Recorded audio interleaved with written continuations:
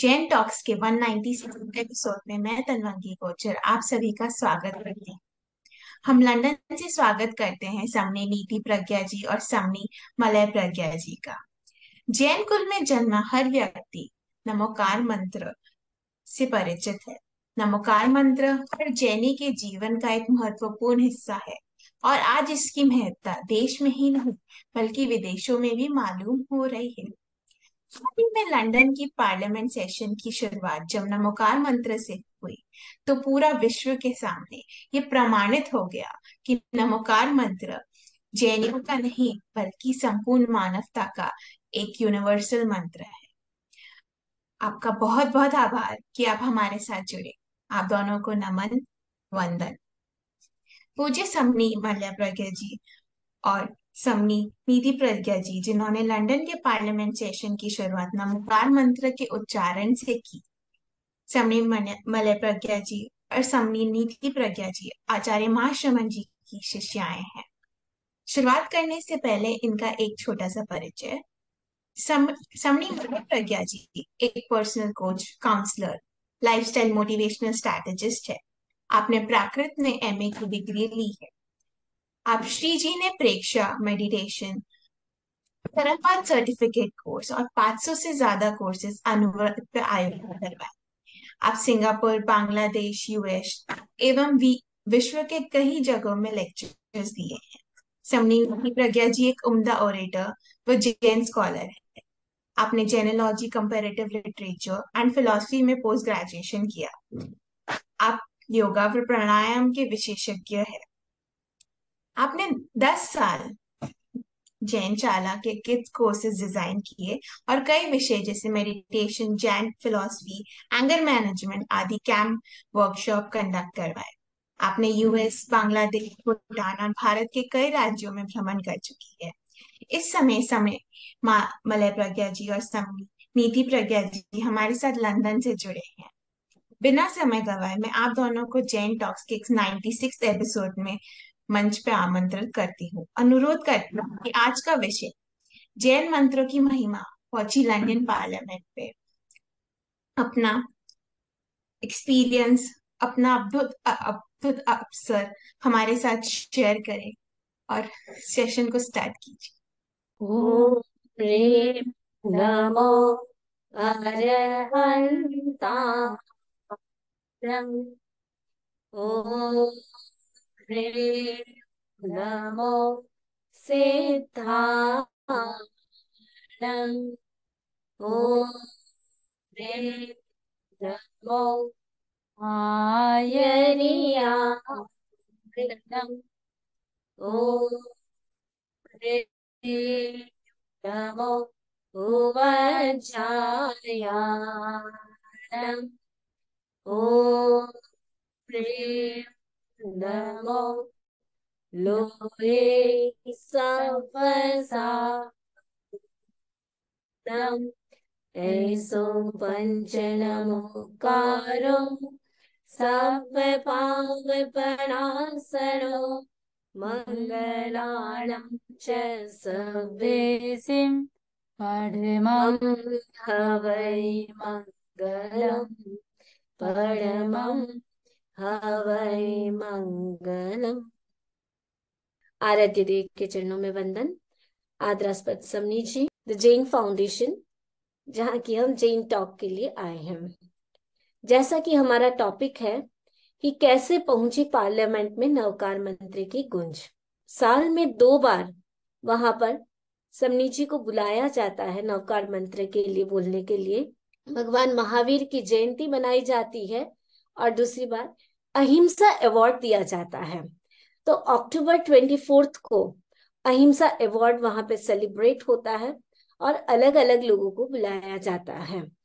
तो हमें बताया गया कि जिस जगह पर हमने खड़े होकर के नवकार मंत्र बोला था, उसी जगह पर 1947 में भारत आजादी का उसी समय अनाउंसमेंट वहीं पर खड़े होकर के किया गया।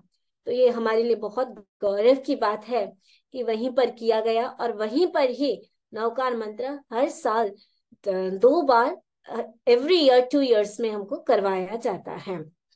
और ये शुरुआत हुई थी आज से 20 साल पहले। इंस्टीट्यूट ऑफ जैनोलॉजी इसकी शुरुआत करते हैं।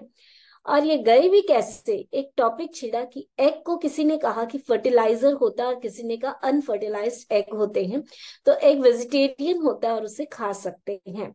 किंतु ये इंस्टीट्यूट ऑफ जैनोलॉजी ने कहा कि ये सही नहीं है जैन के हिसाब से, आप लोगों को इस पे कुछ वर्क करना चाहिए। तो फिर ये बात पार्लियामेंट तक पहुंची, हाउस ऑफ कॉमन्स में इसका डिस्कशन हुआ, सब कुछ हुआ।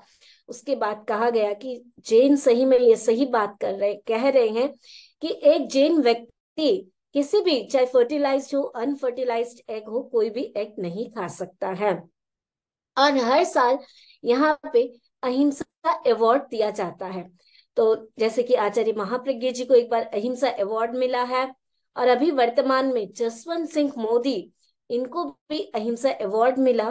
और वहां पर अलग अलग व्यक्ति लेक्चर करने आए, तो एक व्यक्ति ने बहुत अच्छी बात कही थी। वहीं पे एक मीटिंग चल रही थी, हाउस ऑफ कॉमन्स में एक मीटिंग चल रही थी साइड में, तो वहीं से एक बॉम्ब करके एक व्यक्ति है, वो आए थे। और उन्होंने कहा, लॉर्ड बॉम्ब उनका नाम है, उन्होंने कहा कि अभी जो युद्ध चल रहा है, चाहे यूक्रेन रशिया चल रहे हैं, चाहे पैलेस्तीन गाजा चल रहे हैं, ये सारे जो वॉर चल रहे हैं, जैनिज्म की अगर सिद्धांतों को हम अगर लाइफ में अप्लाई करेंगे, सो हम बहुत सारे प्रॉब्लम्स का सॉल्व कर सकते हैं। So Jainism is teaching peace in the world. तो और उन्होंने ये बात वहां के पार्लियामेंट में लोगों के बीच में जहाँ पे डिस्कशन चल रहा था, वो बात कही, तो ये भी हमारे लिए बहुत अच्छी बात है। तो इस प्रकार जैनिज्म की बर्मिंघम में अभी एक इंस्टीट्यूट शुरू हुआ है, एक ग्रुप शुरू किया गया है, जहां पर लोगों को, बच्चों को जैनिज्म पढ़ाया जाता है। जैसे कि अमेरिका में हमारी 40 यूनिवर्सिटीज ऐसी है जहां पर पढ़ाया जाता है जैनिज्म को। एंड फ्लोरिडा मायामी यूनिवर्सिटी में स्वयं समनी जी, जहाँ वहां पर टीचिंग करते हैं स्टूडेंट को। और यहाँ पे भी बर्मिंघम में भी एक इंस्टीट्यूट खुला है, जहां पर मोर देन 50 स्टूडेंट्स जो है वो अभी जैनिज्म की स्टडी वहां पर कर रहे हैं। उसी दिन उसका भी लॉन्च जो है, उसी दिन उसका लॉन्च वहीं पर हुआ था। तो इस प्रकार पार्लियामेंट में उसके लॉन्च के लिए हम बर्मिंघम यूनिवर्सिटी में जैनिज्म कोर्स लागू करने के लिए और अहिंसा अवार्ड देने के लिए वहां पे नौकान मंत्र करने के लिए गए थे। ओम अरहम, ओम अरहम। मैं बड़े सबनी जी से गा लो। तो जैसा कि नौकार मंत्र की बात कही गई, मंत्र का अपना पावर है, मंत्र की अपनी शक्ति है। मैं आपसे कुछ प्रश्न पूछना चाहूंगी। जो नवकार मंत्र है समनी जी, उससे हमारे शरीर पे, हमारी जो फिजियोलॉजी है, उस पे क्या क्या इफेक्ट होता है, क्या क्या कैसा प्रभाव पड़ता है जब हम नवकार मंत्र को बोलते हैं? तो मैं सोचती हूँ इस चीज के बारे में आपको बताती हूँ। सबसे पहले देखिए, जो अपन मंत्र करते हैं, मंत्र मूल क्यों करना चाहिए, कैसे हमारे बॉडी पे इफेक्ट होता है, मैं थोड़ा सा आपको विस्तार से इसके बारे में बताना चाहूंगी। जैन दर्शन हम देखें, यह आत्मवादी दर्शन है, आत्मा में विश्वास करता है। आत्मा की मूल 3 शक्ति मानी गई है। चैतन्य की शक्ति, जिसको हम ज्ञान की शक्ति बोल सकते हैं, आनंद की शक्ति और वीर्य की शक्ति। तो आत्मा में जानने की शक्ति, और शक्ति भी कितनी असीम शक्ति है, जिसे अनंत ज्ञान भी हम कह सकते हैं। आत्मा में आनंद है, और आनंद भी कैसा, असीम आनंद, अव्यबाध आनंद, कोई बाधा नहीं डाल सकता ऐसा आनंद। और वीर्य, आत्मा में अनंत शक्ति है, तो उस शक्ति को कोई प्रतिहत नहीं कर सकता एक क्षण में। लेकिन हम देखें, इंसान के स्वभाव को देखें, हम एक क्षण में सुख की अनुभूति करता है, एक क्षण में दुखी हो जाता है। एक तरफ हम असीम शक्ति की बात कर रहे हैं, और एक तरफ हम देखते हैं इंसान कमजोर पड़ जाता है। अब इस बात को यदि मैं आगे बढ़ाऊं, तो पहले 2 शब्द के बारे में बताना चाहूंगी, सुप्त और जागृत। सुप्त और जागृत, कोई सो रहा है, वो उस समय कुछ भी नहीं करता, वो सोता है। अब सो रहा है, उस समय ना कोई बात करता है, ना कोई कुछ और करता है, ना खाना पीना, कुछ भी नहीं करता है। और एक व्यक्ति है जो जागृत अवस्था में है, जो सब कुछ करता है, खाना पीना सब चीज कर रहा है। आत्मा की 2 अवस्थाएं, एक सुप्त अवस्था और दूसरी जागृत अवस्था। हमारी बहुत सारी शक्तियां सुप्त अवस्था में है, सोई भी है। और वर्तमान के मस्तिष्क विज्ञानी जो बात बताते हैं, मनुष्य के मस्तिष्क में जितनी शक्ति है, जितना पावर है, हम सिर्फ 5% ही उसको काम में लेते हैं और से सारा की सारा सोया हुआ है। अब सामान्य व्यक्ति की बात यदि देखें, 3, 4 या 5% काम में चला करते हैं। 8 या 9% यदि किसी का मस्तिष्क का पावर जागृत है, उसको हम दुनिया का सबसे बड़ा तत्ववेत्ता मान सकते हैं, सबसे बड़ा वो तत्वज्ञानी मान सकते हैं। तो यानी कुल मिलाकर के बात इतनी है, 90% हमारी सारी शक्ति सोई हुई है। अब ऐसा कौन व्यक्ति है जो सारे मस्तिष्क को जागृत कर ले? देखिए, नंदी सूत्र में जो बात बताई गई, नंदी सूत्र में कहा गया, जिसे अतीन्द्रिय ज्ञान या केवल ज्ञान होता है, उसका पूरा मस्तिष्क, क्या पूरा शरीर जाग जाता है। पूरा मस्तिष्क जागना, शरीर जागना, सारी उसकी शक्तियां जाग जाती है।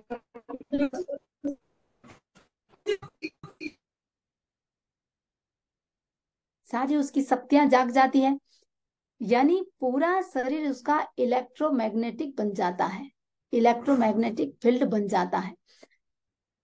वो चाहे जहां से, ऐसे नहीं कि हमारी सिर्फ आंख ही देख सकती है, पूरा शरीर देख सकता है। कहीं से भी हम आगे से देख सकते हैं, पीछे से देख सकते हैं, साइड से देख सकते हैं, कहीं से भी देख सकते हैं, जिसको एक कहा जाता है संभिन्न स्रोतोपलब्धि। हमारा जो 5 इंद्रियों का जो पर्टिकुलर स्थान है, कहीं से कुछ भी कर सकता है। यानी हमारे शरीर में इतना पावर है, इतनी शक्ति है। यदि हमें हमारी सुप्त शक्तियों को जागृत करना है, हमको उपायों पर ध्यान देना होगा। अनेक उपाय हैं। आज जो मंत्र की बात चल रही है, उनमें एक उपाय है मंत्र विद्या या मंत्र शक्ति। और मंत्र विद्या के द्वारा हम हमारी सारी सुप्त कोषों को, सारी शरीर की सारी शक्ति केंद्रों को हम जागृत कर सकते हैं। एक प्रश्न हो सकता है, जागरण कैसे किया जाए? देखिए, शक्तियां हैं, कहां पर है? हमारा जो बिल्कुल सूक्ष्मतर शरीर है, शरीर को 3 भागों में बांटा गया है। एक स्थूल, दूसरा सूक्ष्म और तीसरा सूक्ष्मतर। स्थूल शरीर जो हमारा ये बॉडी जो दिखाई दे रहा है, और ये तो सिर्फ शक्ति की अभिव्यक्ति का केंद्र है। सारी शक्तियां यहाँ प्रकट होती है और प्रकट करने का माध्यम है सूक्ष्म शरीर, जिसको हम तेजस शरीर कहते हैं, या विद्युत शरीर या इलेक्ट्रिक बॉडी कह सकते हैं। विद्युत के द्वारा ही भीतर और बाहर दोनों से संपर्क स्थापित होता है। स्थूल शरीर में जो कुछ हो रहा है, वह प्रकंपन भीतर से आता है और विद्युत के माध्यम से आता है। बिजली के माध्यम से तो बहुत कुछ हो रहा है। आज का युग वैज्ञानिक युग है। वैज्ञानिक युग में विद्युत यदि न हो, विज्ञान ही समाप्त हो जाएगा। विद्युत शरीर भी कितना कुछ कर रहा है, लेकिन वह भी कोई शक्ति का स्थान नहीं है। अब हमको ये देखना है कि शक्ति का मूल केंद्र कौन सा है। हमारा सूक्ष्मतर शरीर, जो तीसरी बॉडी की हम बात कर रहे हैं। पहला स्थूल, दूसरा सूक्ष्म और तीसरा सूक्ष्मतर शरीर, जिसको हम कार्मिक बॉडी या कार्बन शरीर कहते हैं। वो हमारा मूल, हमारा शक्ति का केंद्र है। और हमारी जो सारी शक्तियां सोई पड़ी है, उसका कारण भी वही है। जागृत है तो भी कारण वही है, और सोई पड़ी है तो भी कारण वही है। अब बात हम कर रहे हैं, शक्ति को जागृत करें कैसे, उसका सीक्रेट क्या है। यदि हम कोई प्रयत्न करें, वह प्रयत्न हमारे कर्म शरीर तक, कार्मिक बॉडी तक पहुंच जाए, तो ट्रांसफॉर्मेशन हो सकता है, परिवर्तन हो सकता है। केवल स्थूल शरीर से परिवर्तन नहीं होता।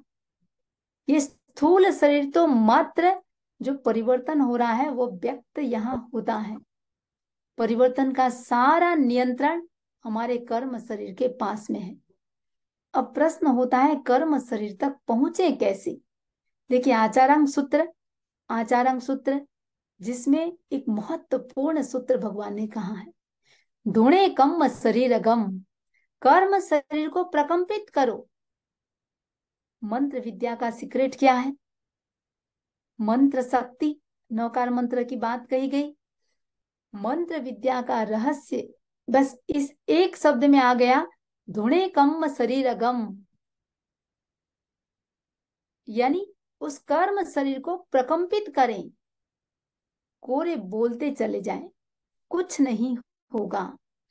इस प्रकार बोले कर्म शरीर हमारा प्रकंपित हो जाए। जो भी मंत्र कर रहे हैं ऐसा बोले कि भीतर तक कंपन हो जाए। जहां परिवर्तन होता है वहां तक यदि नहीं पहुंचते हैं, कितना ही माला फेरे, कितना ही जाप करे, लाभ नहीं होगा।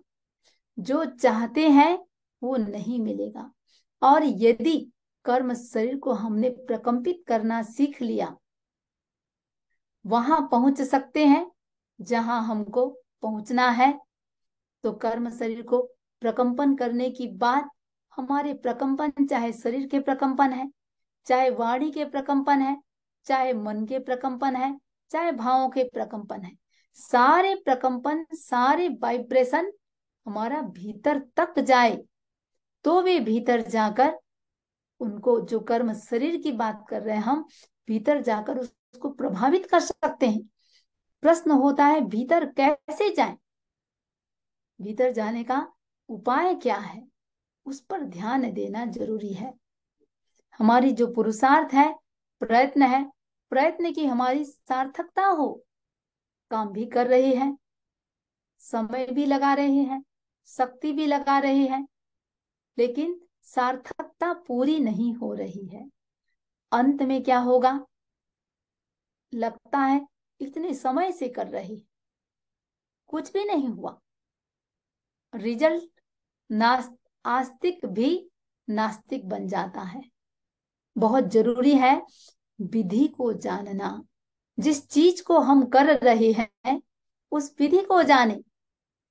विधि को जानने के बाद फिर हम प्रयोग करें तो 1 वर्ष के भीतर पता चल जाएगा हमारी कितनी शक्ति जाग गई है। अभी अभी भाई रमेश जी बोल रहे थे, उन्होंने कहा मैं नौकार मंत्र की कुछ दिनों से माला फेरना शुरू किया हूं। एक माला फेरता हूं, 12 बार लिखता हूं नौकार मंत्र को, और इतना उसका रिजल्ट आया है, इतना प्रभाव हुआ है। एक नहीं, हजारों घटनाएं कैसे उसका इफेक्ट होता है। विधि की जानकारी, कुछ लोग कहते हैं इतने समय से हम कर रहे हैं, कुछ नहीं हो रहा है। उनके लिए विशेष रूप से कहना चाहूंगी, विधि को समझें। हलवा बनाना है, हलवा बनाना है, जब तक विधि की जानकारी नहीं होगी। ये तो पता चल गया पानी, चीनी, आटा और घी, इन 4 चीजों से हलवा बनता है। लेकिन कई बार मैं लोगों को पूछती हूँ कैसे बनाते हैं, बड़ा विचित्र बताते हैं। फिर चारों का घोल बना करके उसको फिर करते हैं, या कोई कुछ बताता है, कोई कुछ बताता है। जब तक विधि नहीं जानेंगे तब तक जो लाभ होना चाहिए वो लाभ नहीं होगा। विधि को जानना जरूरी है। अब विधि का पहला सूत्र क्या है? श्वास का ज्ञान होना।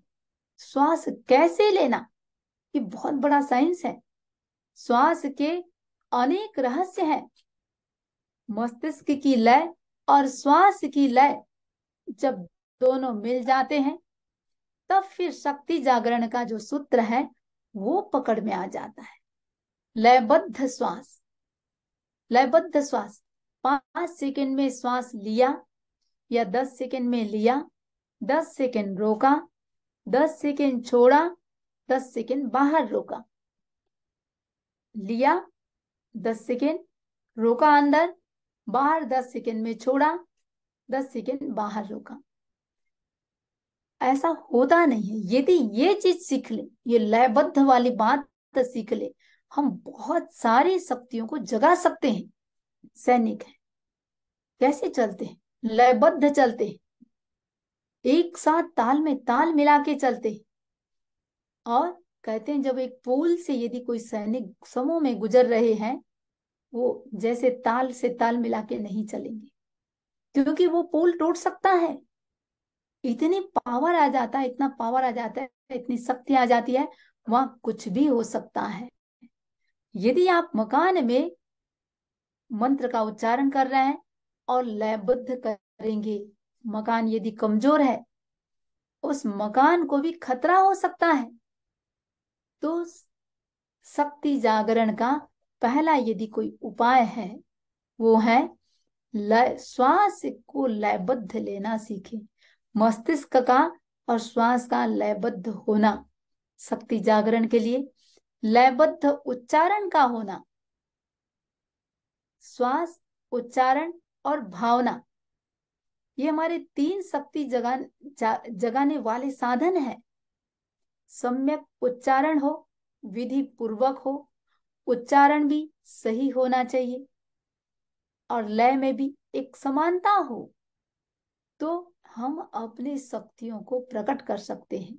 और भावना एकदम कंसंट्रेट होकर के, तो मैं सोचती हूँ एक शक्ति का भंडार हाथ में आ जाता है। अभी नवकार मंत्र की बात यदि करें, आज पार्लियामेंट की बात हुई, जगह जगह से लोगों को लगा रही, वहां हुआ किसका यह प्रभाव हुआ कि नौकार मंत्र का, उसका अपना पावर था, उसका अपना प्रभाव हुआ। तो श्वास, उच्चारण और भावना, ये तीनों का यदि योग हो जाता है, कोई भी मंत्र को हम श्वास के साथ जोड़ ले। नमस्कार महामंत्र को कर लेते हैं, नमस्कार महामंत्र भी श्वास के साथ, सम्यक श्वास, सम्यक उच्चारण और भावना के साथ यदि आधा घंटा कोई कर ले, आधा घंटा कर ले, मैं सोचती हूँ हजारों, चाहे शारीरिक स्वास्थ्य है, चाहे दूसरे प्रॉब्लम है, चाहे शक्ति जागरण की बात कर रहे हैं, सारे चीज, सब चीज ऐसा लगेगा कि एक साथ जैसे भगवान छप्पर फाड़ के दिया है। आधा घंटा सही उच्चारण, सही सम्यक श्वास और भावना, और आधा घंटा माला में भले मत जाओ, उस आधे घंटे में हो सकता है आपका 5 नवकार मंत्र हो सकता है 10 नवकार मंत्र हो। जैसे श्वास लिया, नमो अरिहंताणम, या आप 5 मिनट लयबद्ध जोर जोर से बोले, और फिर 5 मिनट श्वास लंबा, अब धीरे मंत्र को थोड़ा सा मंद कर देना है, और फिर 5 मिनट अब श्वास एकदम मंद हो जाए और आंतरिक उच्चारण हो, और वो जो शब्द है वो सिर्फ आपको आंखों के सामने, बंद आंखों के सामने आ जाए। ऐसा यदि करते हैं तो शक्ति भीतर से, एक जो केवल ज्ञान की बात कर रहे हैं, अतीन्द्रिय चेतना जागरण की बात करते हैं, वहां तक हम पहुंच सकते हैं। करना कैसे? यानी दक्षता, दक्षता के साथ। और दक्षता यदि हमारी आ जाती है, स्किल आ जाता है, एफिशिएंसी आ जाती है, तब हमारा शक्ति विस्फोट हो सकता है, ज्ञान भी जागृत हो जाएगा। देखिए आत्मा के जो 3 चीजों की बात की हम, आनंद, ज्ञान का जागरण, आनंद का जागरण और शक्ति का जागरण, ये तीनों चीज हो सकता है यदि हम मंत्र को सही ढंग से करें। ज्ञान हमारे अपने भीतर प्रकट होता है। ज्ञान शायद पढ़ाई पढ़ाई करने से जो चीज नहीं पाता है व्यक्ति, वो भीतर की अनुभूति से प्राप्त कर लेता है। जितने भी बड़े बड़े साइंटिस्ट हुए हैं, वैज्ञानिक हुए, उनको पूछा गया कि सारा इन्वेंशन कैसे हुआ, जवाब क्या दिया? हमको पता नहीं, बस हो गया। अब देखिए, पता नहीं बस हो गया कैसे हुआ? ये भीतर का ज्ञान, जो भीतर ज्ञान है, वो अंदर ऑटोमेटिक अवतरण होता है, प्रकट होता है, और क्रम से, वो इस क्रम से होता है जब हम चिंतन, ध्यान या जप करते हैं, उसके प्रकंपन इतने सूक्ष्म और शक्तिशाली बन जाते हैं कि वो कर्म शरीर को जाकर के बिल्कुल धूणे कम शरीरगम, सारे कर्म शरीर प्रकंपित होने लग जाते हैं, और जहां बिल्कुल शोधन शुरू होता है। फिर हमारी स्थूल शरीर शक्तियां, आनंद और ज्ञान भी स्थूल शरीर में भीतर यदि इस प्रकार प्रकंपन होता है, तब वो ट्रांसफॉर्मेशन शुरू हो जाता है। तो इसलिए मंत्र की साधना यदि करते हैं, मंत्र शक्ति की हम बात कर रहे हैं, तो तीन रहस्यपूर्ण बातें आ गई। श्वास की कला सीखें, उच्चारण की कला सीखें, और साथ में भावना का योग हो। जो मंत्र कर रहे हैं उसके साथ बिल्कुल एक तादात्म्य हो जाए, भेद ना रहे। मंत्र का जाप कर रहे हैं तो वैसा हो रहा है, या मैं वैसा हो रहा हूं, मंत्र चैतन्य हो जाएगा। निष्प्राण मंत्र ना करें, मंत्र स्वयं जागृत हो जाता है। मंत्र यदि जागृत होता है, मंत्र चैतन्यमय बन जाता है, तभी काम करेगा। और मंत्र जब जागृत होता है तो उसका प्रयोग वो सचमुच जो हमारे सूक्ष्म प्रकोष्ठ हैं उनको खोलने वाला बन जाता है। अभी हमारे तनवंग जी ने पूछा कि भाई ये कैसे हमारे शरीर में इफेक्ट करता है, काम करता है। हम छोटे छोटे ये बीज मंत्रों को भी ले, ध्वनि की बात है। देखिए, जो भी मंत्र बोलते हैं, एक होता है शब्द और एक होता है ध्वनि। ध्वनि अपने आप में बहुत पावरफुल चीज है, और मंत्र क्या है? ये ध्वनियों का एक संगम है, ध्वनियों का एक मेल है। ध्वनियों का यदि ठीक से उच्चारण करते हैं हम, शरीर की बात तो छोड़ दे, ये सृष्टि का द्वार खुल जाता है। जो हम ध्वनि करते हैं, जो मंत्र करते हैं, वो कहते हैं कहां तक पहुंचता है, लोकांत तक। अर्थ की दृष्टि से देखा जाए, ऐसे देखा जाए, यदि कोई पूछता है इस मंत्र का अर्थ क्या है, देखिए, विशिष्ट मंत्रों का कोई अर्थ नहीं होता है। सामान्य मंत्रों का अर्थ हो सकता है ओम नमो शिवाय, ओम वासुदेवाय नमः। कोई भी अपन करते हैं तो सबके अपने अपने मंत्र होते हैं। नमो अरिहंताणम, अरिहंतों को हम नमस्कार कर रहे हैं। तो कुछ अर्थ के होते हैं, कुछ बिना अर्थ के। विशिष्ट जो भी मंत्र होंगे उनका कोई विशेष अर्थ नहीं होता है, सिर्फ ध्वनि होती है। संगीत भी देखिए दो प्रकार के होते हैं, जहां पर एक सिर्फ आलाप किया जाता है। यदि कोई पूछे उसका मीनिंग क्या है, कोई मीनिंग नहीं है। और कुछ में उसमें ध्वनि शब्द होता है। अब जैसे कोई आलाप कर रहा, आधा घंटा तक आलाप करता रहा, शायद आधे से ज्यादा पब्लिक उठ के चली जाएगी। वो प्रतीक्षा क्या कर रही है, अब शब्द क्या आएगा, क्योंकि वो शब्द के मीनिंग को ही जानता है। इंसान का जो दिमाग है वो अर्थ और शब्द तक सीमित रहता है। ध्वनि है, ध्वनि ऐसे देखें, सृष्टि का सार क्या है, वो ध्वनि है। तो हम ध्वनि के माध्यम से लोकांत तक पहुंच सकते हैं, या सृष्टि में प्रवेश कर सकते हैं। तो सृष्टि ध्वनियों का स्ट्रक्चर है, ध्वनि सृष्टि का हिस्सा बोल सकते हैं हम। अब देखिए, आप यूं भी देख सकते हैं, मैं इसलिए ये बात बता रही हूं कैसे हमारे ध्वनि हमारे बॉडी में काम करता है, उसके आगे मैं बात बताने जा रही हूं। वाइब्रेशन, ध्वनि क्या है? एक प्रकार का स्पंदन है, वाइब्रेशन है। आज पूरा विश्व वाइब्रेट हो रहा है, स्पंदित हो रहा है। जानवरों को देखें, झिंगुर को कभी आप लोगों ने सुना होगा, वो आलाप करता रहता है। किसी भी पशु पक्षी को देखें, आलापते हैं। आज पेड़ को देखें, देखिए शब्द बोलोगे उनको कोई फर्क नहीं पड़ेगा।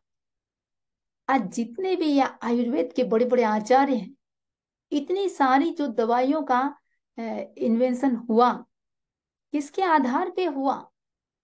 वो जा करके, जैसे चरक आदि हैं, जो भी हैं, बड़े बड़े आचार्य थे, वो जा करके पेड़ के पास घंटों बैठते थे। पेड़ से वो खुद पूछते थे, ध्यान में चले जाते थे, और पेड़ अपनी क्वालिटी खुद बताता था। किससे? ओनली वाइब्रेशन से। तो वाइब्रेशन वाइब्रेशन का इतना महत्व होता है, इतना महत्व होता है। मंत्र बोलना या कहना, देखिए, व्यक्ति बोलता है, व्यक्ति बोलता है और एक मौन रहता है। किसका पावर ज्यादा है? जो मौन रहता है, जो सिर्फ मौन करता है, उसका एक अलग पावर होता है। तो मंत्र में बोलना नहीं है, कहना नहीं है, सिर्फ वहां जाप करते हैं। जाप ध्वनि का होता है, जाप शब्द का नहीं, ध्वनि में डूब जाए। और एकदम, देखिए, ध्वनि भी कैसे, ऐसे उल्टा पुल्टा उल्टा पुल्टा ऐसे नहीं। जैसे कोई ताला खोलता है, ये नंबर के ताले होते हैं, पहले कॉम्बिनेशन मिलाना पड़ता है। चाहे चाबी भी है, एक कॉम्बिनेशन होता है। वैसे ही मंत्र का जो ध्वनि निकालते हैं, उसका भी एक कॉम्बिनेशन होता है।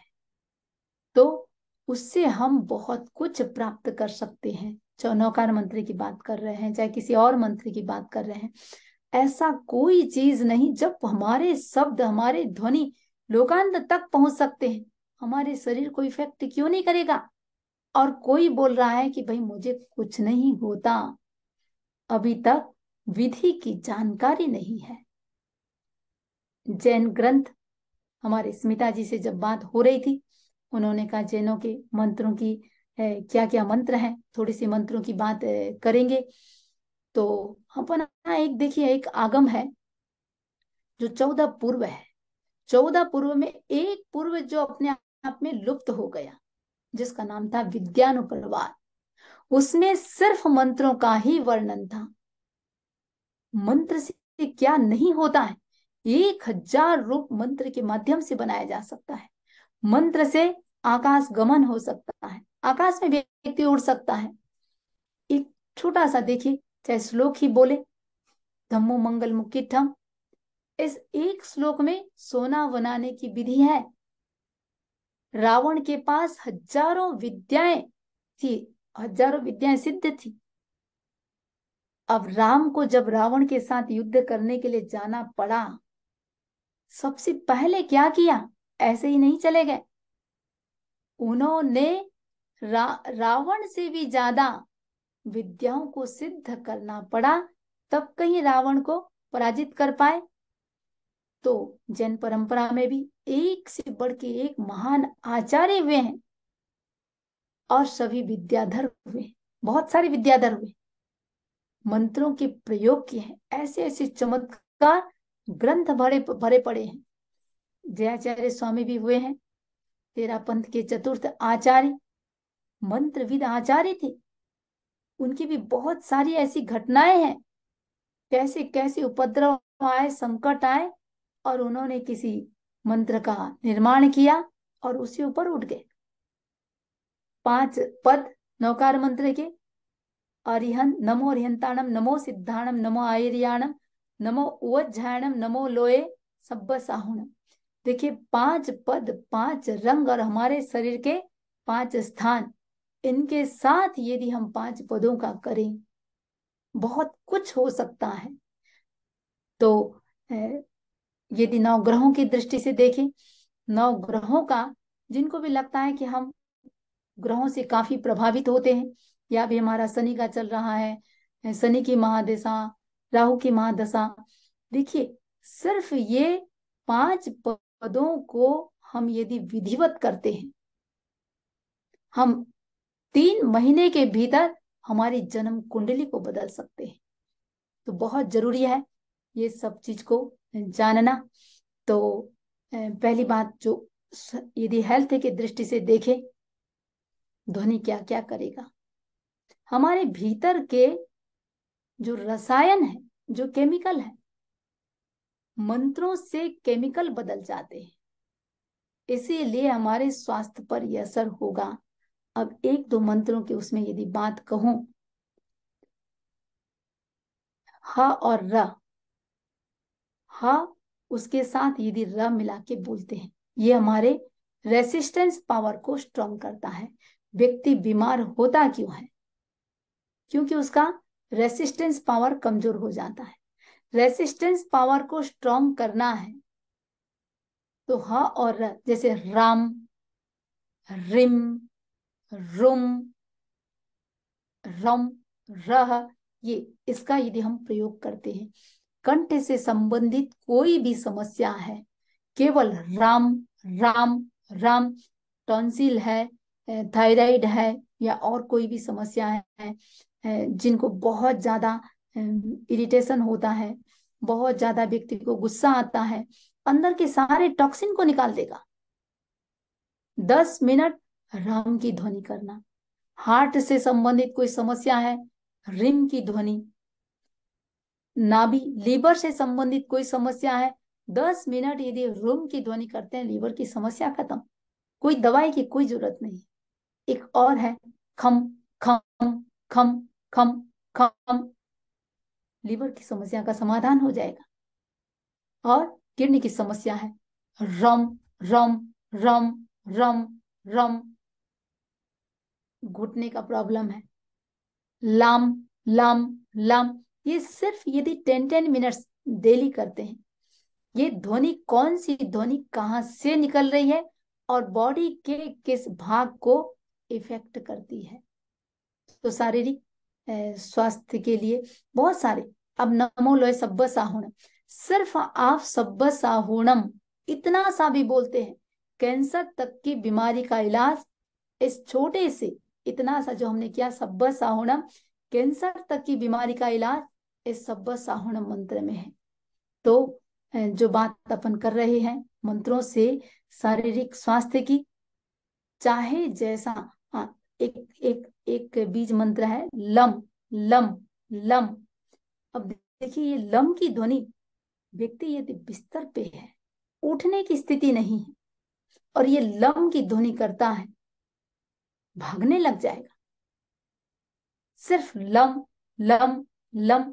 बीपी हाई है, बीपी लो है, शरीर की और कोई भी समस्या है, मात्र 10 मिनट लम लम भी करते हैं, उसके लिए बिल्कुल शारीरिक स्वास्थ्य को प्राप्त कर सकता है।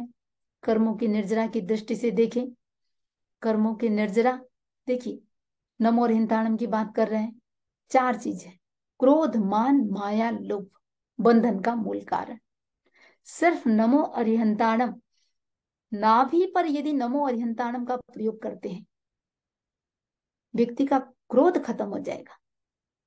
और हृदय पर नमो अरिहंताणम का ध्यान या जप, व्यक्ति की अहंकार खत्म हो जाएगा। कंठ पर नमो अरिहंताणम का, माया, माया को कम करना है तो कंठ पर, और लोभ को कम करना है तो तालु पर नमो अरिहंताणम का जाप। तो ये कर्म निर्जना की दृष्टि से देखें तो ये भी किया जा सकता है। तो इस प्रकार ये कर सकते हैं।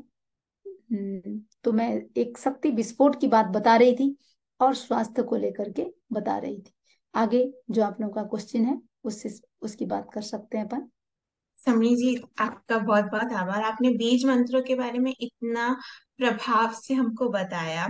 श्वास, उच्चारण और भावना की जो महत्ता है उसके बारे में हमें काफी पता चला। मैं आपसे इसके ही आगे क्वेश्चन पूछना चाहूंगी कि इसकी जो विधि है वो कैसी, किस प्रकार से रहेगी। तो विधि की जो बात है, देखिए 3 चीज है, मन, वचन और काया। हम सिर्फ शब्दों का उच्चारण कर रहे हैं, उससे कुछ भी नहीं होगा। जो चीज को कर रहे हैं हम, यदि ध्वनि कर रहे हैं तो ध्वनि को भी बिल्कुल एक लयबद्ध ध्वनि होना चाहिए, श्वास के साथ हो, लयबद्ध हो, और ध्यान इधर उधर न भटके। हमारा मन कहीं और जा रहा है तो मन की एकाग्रता, श्वास की लयबद्धता, और जो चीज हम कर रहे हैं उसके साथ बिल्कुल एक मेक हो जाना, तमोत्ती और तप पूरक कार्य, बिना किसी डिस्ट्रैक्शन के। तो मैं सोचती हूँ ये एक प्रकार से एक सही विधि हो जाता है। तो इस विधि के साथ किया जा सकता है। हाँ समनी जी, इससे आगे एक प्रश्न है कि ऐसे कई और मंत्र हैं हमारे जैन धर्म में, तो उनमें से आप कुछ और मंत्र हमारे साथ ऐसे शेयर करना चाहेंगे जिससे हम हमारे डे टू डे लाइफ में कैसे उसको यूज कर सकते हैं? देखिए, यदि कोई बोले कि मेरे पास सिर्फ 5-10 मिनट है, मैं उनको जरूर कहना चाहूंगी कि और कुछ मंत्र करो या ना करो, नौकार मंत्र, आप नौकार मंत्र जितना कर सकते हैं। और नौकार मंत्र को यदि हम दूसरे ढंग से देखें, जिनको भी लगता है कि जैसे डे टू डे लाइफ में समस्याएं आती है, डे टू डे लाइफ में हमारी और भी बहुत सारी परिस्थितियां आती है, बाधा विघ्न आते हैं, तो उल्टा नौकार मंत्र, नौकार मंत्र को ही रिवर्स नौकार मंत्र करते हैं, तो ये भी अपने आप में बहुत बहुत पावरफुल है। डेली फिक्स समय, स्थान, यदि स्थान की अनुकूलता हो तो अच्छी बात है, नहीं तो कहीं भी किया जा सकता है। कम से कम एक टाइम पे, जो भी टाइम कर रहे हैं, फिक्स टाइम पर एकदम तल्लीन होकर के करते हैं, आप खुद देखेंगे, चाहे महीने भर में चाहे साल भर में, जो समस्या ऐसा लगता है उसका समाधान कोई है ही नहीं, उसका समाधान दिखने लग जाएगा। तो उल्टा नौकार मंत्र का भी किया जा सकता है। और यदि हम देखें, छोटा सा मंत्र देखिए, ओम ह्रीम नमः, तो सफलता हासिल करने के लिए, सफलता नहीं मिल रही है, ओम, ओम में पंच परमिष्टि समाहित है, रिम में 24 तीर्थंकर समाहित है, और वैसे रिम, हर जैसे जितने भी देवी देवता हैं उनके सबके भी अपने एक एक बीज मंत्र होता है। जैसे लक्ष्मी के लिए श्रीम का प्रयोग होता है, दुर्गा के लिए ब्लूम का, क्लीम का, ब्लूम का प्रयोग होता है, और सरस्वती के लिए ऐम का प्रयोग होता है। वैसे ही पद्मावती देवी के लिए रिम का प्रयोग होता है, जो अपने भगवान पार्श्वनाथ के अधिष्ठायक देवी के रूप में माना जाता है। तो ओम रिम नमः छोटा सा मंत्र है और सफलता का बहुत पावरफुल मंत्र है। थोड़ा सा यदि बड़े और बड़ा देखें, ओम रिम अरहम नमः, ओम रिम अरहम नमः, ये भी बहुत पावरफुल मंत्र है। आचार्य भद्रबाहु स्वामी, भद्रबाहु स्वामी ने 9 कोटि जाप ओम ह्रीम आरम नमः का किया था। और जो मैंने पढ़ा, जब ये मैंने प्रसंग, तो साथ में ये भी देखा, लिखा हुआ था कि 50 माला डेली कोई करता है, 1 महीने में उसको लगेगा जैसे कोई मिरेकल घटनाएं घट रही है। तो बड़ा पावरफुल मंत्र है ओम ह्रीम आरम नमः। अब ये दीपावली का समय है, तो एक जैसे ऋषि मंडल स्तोत्र का, यदि किसी ने नाम सुना हो नहीं भी हो, एक बहुत महत्वपूर्ण और पावरफुल है इसका, ये स्तोत्र है, इसका एक मंत्र भी है। ऋषि मंडल स्तोत्र और मंत्र के लिए कहा जाता है कि बहुत ही प्रभावशाली, बहुत ही चमत्कारिक है। और क्या क्या करता है ये, यदि उस एंगल से हम देखें, पहला, यदि शारीरिक स्वास्थ्य से चले, वात पित्त कफ की समस्या को खत्म करके बिल्कुल तीनों को संतुलित करता है। उपद्रव या भय की दृष्टि से देखें, तिर्यंच कृत, मनुष्य कृत या देवता कृत, किसी भी प्रकार का कोई उपद्रव है वो सब इससे दूर हो जाएंगे, यानी व्यक्ति को किसी प्रकार का कोई भय नहीं रहेगा। और बाधा विघ्न की दृष्टि से देखें, सारे बाधा विघ्न व्यक्ति के समाहित हो जाएंगे। और जो साधक कर्म निर्जरा की बात सोचता है, मोक्ष के हिसाब से चिंतन करता है, तो देखिए ये जो मंत्र है, बोलते हैं 7वें भाव में व्यक्ति मोक्ष तक को प्राप्त कर सकता है। सिर्फ 7वें भाव में 8 महीने तक डेली कोई सुबह एक बार इस स्तोत्र को पढ़ता है या सुनता है, और साथ में इसकी जो बीज मंत्र की माला है वो कर लेता है, तो अभी हम दीपावली में यहाँ सामूहिक करवा रहे हैं 3-9 दिन ऋषि मंडल स्तोत्र को। तो ये भी एक जैनों का बहुत महत्वपूर्ण, बहुत सारे हैं, लोगस है, उपसर्ग हर स्तोत्र है, अपने 65 तीर्थंकरों की जो स्तुति है 65 जिसको अपन कहते हैं, ये सारे की सारे इतने पावरफुल हैं, इतने पावरफुल हैं। और ये ऋषि मंडल स्तोत्र को भी किया जा सकता है डेली।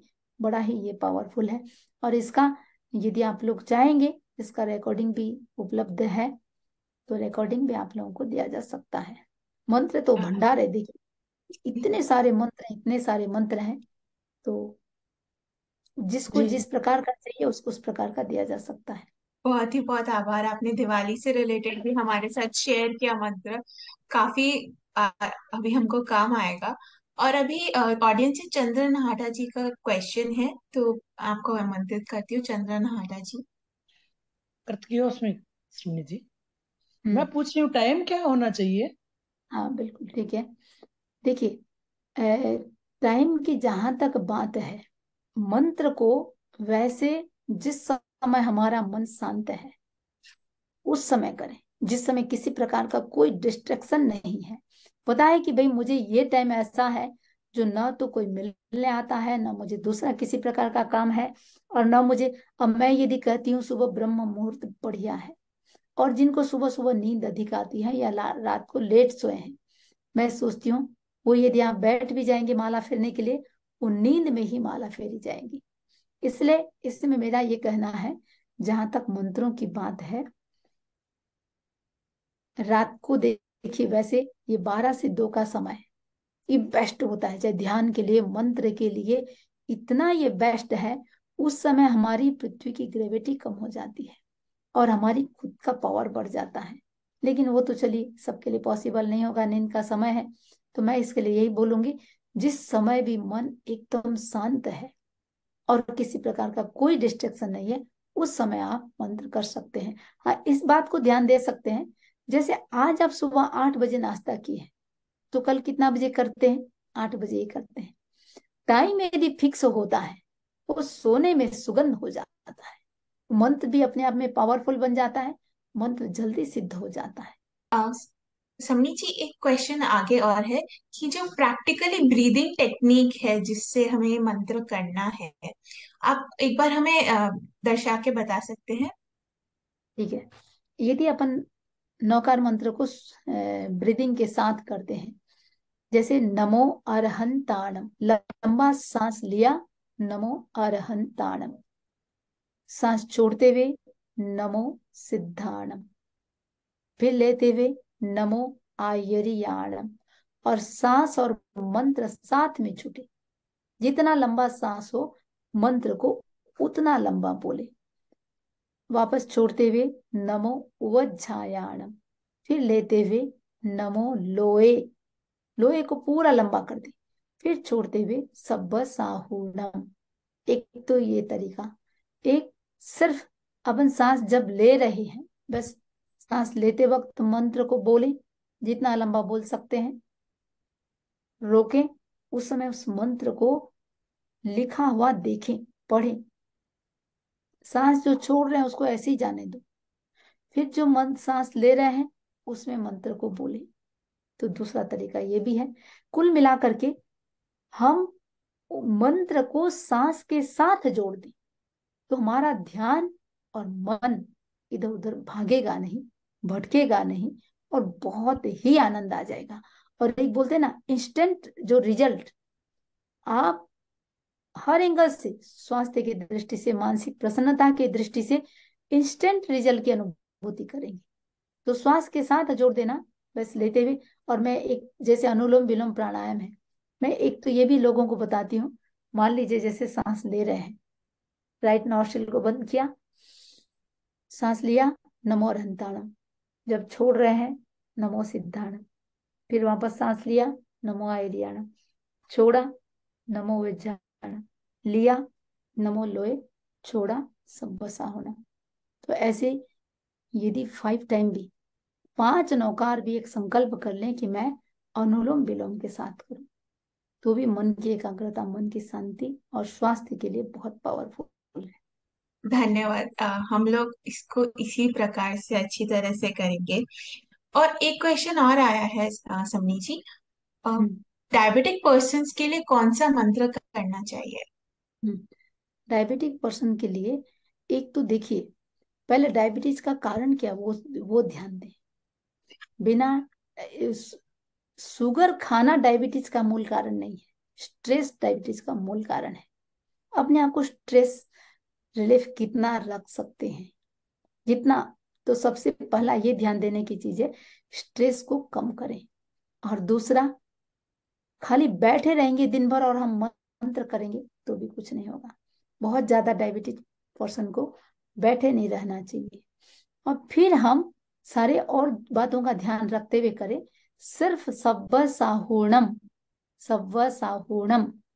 तो ये A to Z सारे स्वास्थ्य की समस्या के लिए सब्व साहूणम।